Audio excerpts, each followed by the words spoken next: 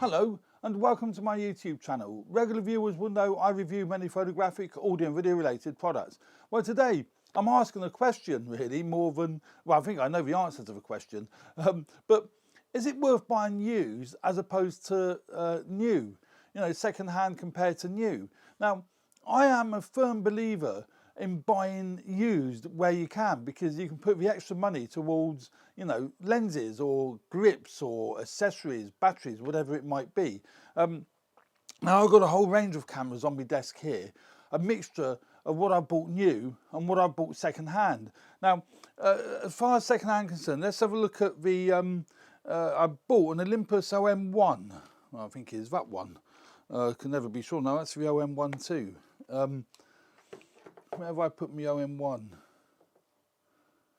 There it is. Now, I got this original OM1 without the lens. Obviously, I fitted an Olympus lens to it, but that's the original OM1 with the grip, and I got it with the grip for 200 quid.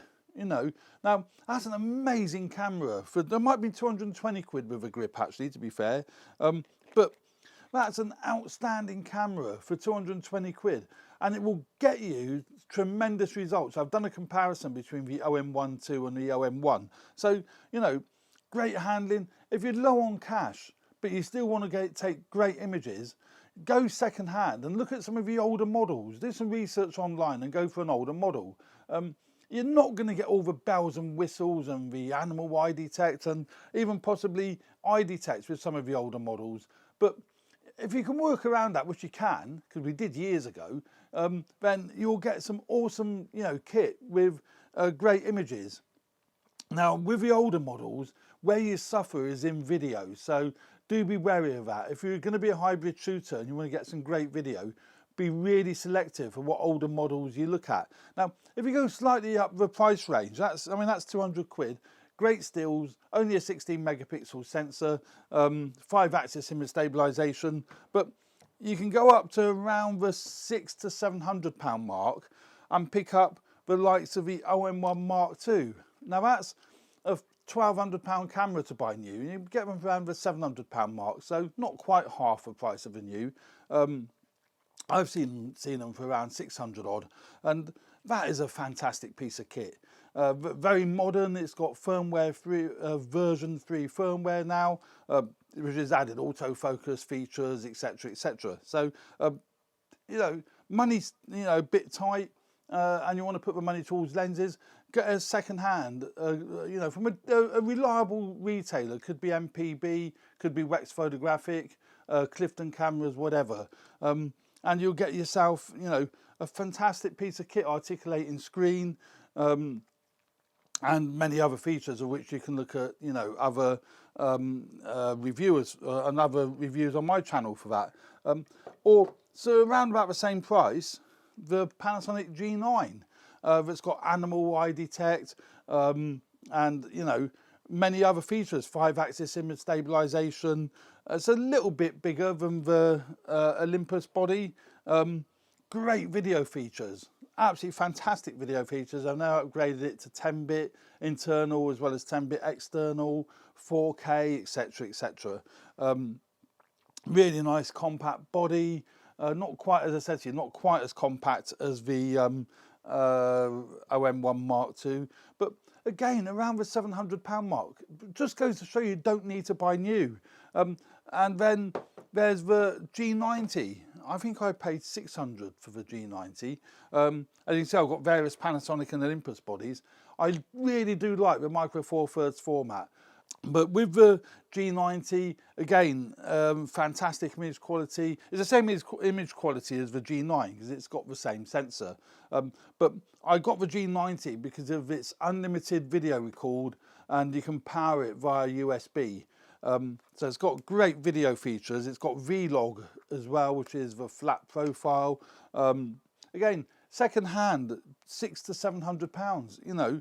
And you're not going to go wrong. You can get Nikons for around about that sort of price. But if you look at comparing that with what you get new for £600 to £700, you can pick up the Fuji XT200, the possibly the XT30. I'm not sure what price that goes for now. And the Canon M6 Mark II, which I have, but it's actually filming here. I've got the Nikon Z50. Now this is about 850, something like that, 830 new.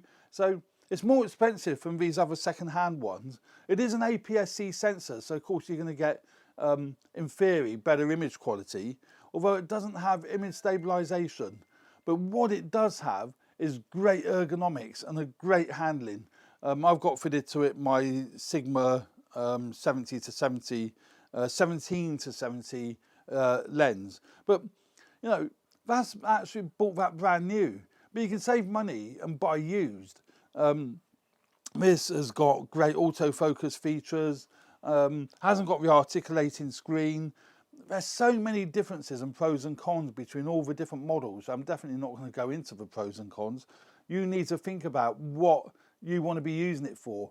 What I would suggest is you write down on a sheet of paper what your main uses are, be it wildlife photography, be it sports, weddings, I don't know, whatever it might be.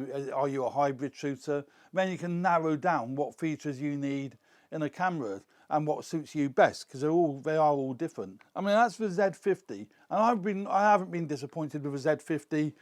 It's a great piece of kit. And the other thing with Micro Four Thirds, lenses are a lot smaller for them, and generally speaking, they are cheaper. But image quality, you know, the Z50 does cut the mustard. It produces great images, absolutely beautifully sharp images, lovely colours, lovely and sharp.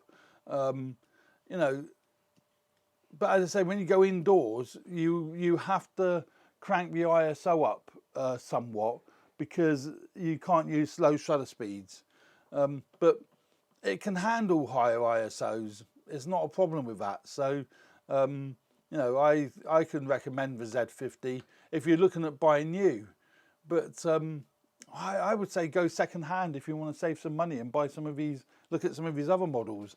As I say, if you look at the EM1 II, which is, I've got here somewhere, where are we? EM1 Mark II. You look at these again. There'll be a link to my Flickr page where I've got samples of the EM1 II. Now, the EM1 II second hand, as I say, is around the £700 mark. Is £100 odd less than what a new Z50 would be, or a new Canon M6 Mark II. But you can put that money towards the lenses, and again, you're not going to be disappointed. You can print large prints with EM1 II. I mean, clarity is beautiful. 2 card slots as well with the EM1 II, the Z50 and the Canon M6 II 1 card slot, weather sealed. You're getting a lot more buck for your money with the EM1 II or the G9, because they both got 2 card slots, and you know, fantastic pieces of kit.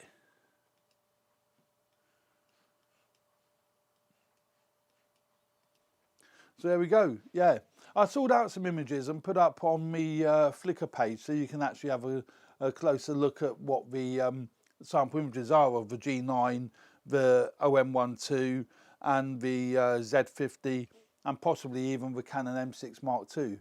So, you know, yeah, take your pick, as it were. And if you really are on a tight budget, look at the original Olympus OM1 and possibly other cameras that came out around about that sort of time. I'm not sure what they are, but I mean, there's hundreds and hundreds of them. So there we go. Hope you found this useful. There will be links up in the description to my Flickr page. Thanks very much for watching. I hope you found my channel useful. If you did find this video useful, please hit the like button. And if you like the content that I'm producing, please subscribe if you haven't already done so. Thanks very much for watching. Stay tuned for more videos relating to video and photography. Thanks very much. Bye for now.